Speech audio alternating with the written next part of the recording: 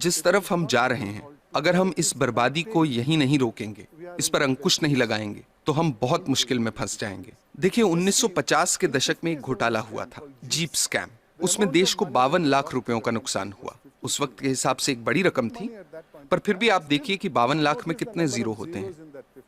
और भी कई घोटाले थे, LIC में मुंद्रा घोटाला, भारत बैंक का डालमिया घोटाला, नगरवाला स्कैम सेंट्रल बैंक में। हर साल घोटाले होते थे। सोचने वाली बात यह भी है कि सब घोटाले तो बाहर भी नहीं आते हैं। 100 में से कोई 1 या 2 ही जनता के सामने आ पाते हैं। अब 2010 पे आते हैं। कॉमनवेल्थ गेम्स, 70,000 करोड़ का घोटाला। 2G scam, 1,76,000 crore. 2012 पे आइए, कोलगेट घोटाला, 1,86,000 करोड़। अगर 1,86,000 करोड़ रुपए का एक घोटाला होता है तो देश की अर्थव्यवस्था पर क्या असर होगा, आप अंदाजा लगा सकते हैं। 1987 में देश के प्रधानमंत्री ने क्या कहा था, वो याद कीजिए। स्वर्गीय राजीव गांधी ने कहा था कि सरकार 1 रुपया गरीबों के लिए खर्चती है तो उसमें से सिर्फ 15 पैसे ही उन तक पहुंचते हैं। कुछ वक्त पहले कर्नाटक में हमने पढ़ा कि गरीबों को 1 रुपए किलो चावल देने की घोषणा हुई है, जिसके लिए सरकार एक मोटी रकम खर्च कर रही है।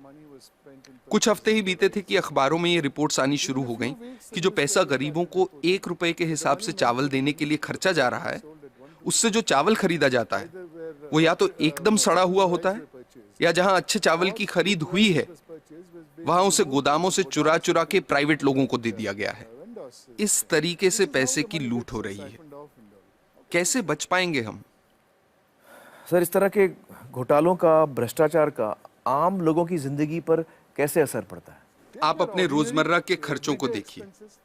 पिछले साल के मुकाबले इस साल कितनी महंगाई है, क्योंकि जो पैसा देश के विकास के लिए रखा गया है, जिसे देश की प्रगति के लिए इस्तेमाल में लाना चाहिए, वो पैसा 85% चुरा लिया जाता है। देश के प्रधानमंत्री ने कहा था, मैं नहीं कह रहा, मेरे अंदाजे से तो अगर 1988 में 1 रुपए में 15 पैसे ही सही जगह पर पहुंचते थे, तो आज 5 रुपयों में से 15 पैसे पहुंचेंगे।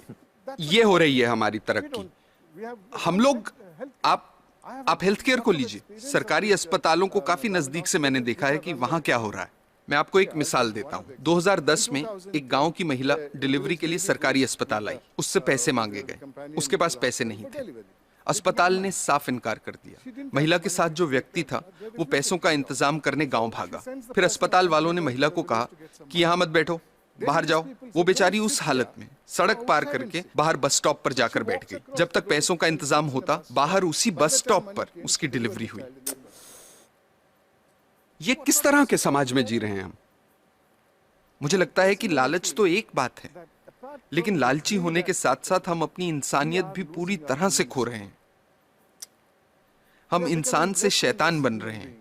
हमें इस बात से कोई फर्क नहीं पड़ रहा कि दूसरे लोगों के साथ क्या हो रहा है। हर जगह, हर डिपार्टमेंट का यही हाल है। कुछ ईमानदार लोग भी हैं।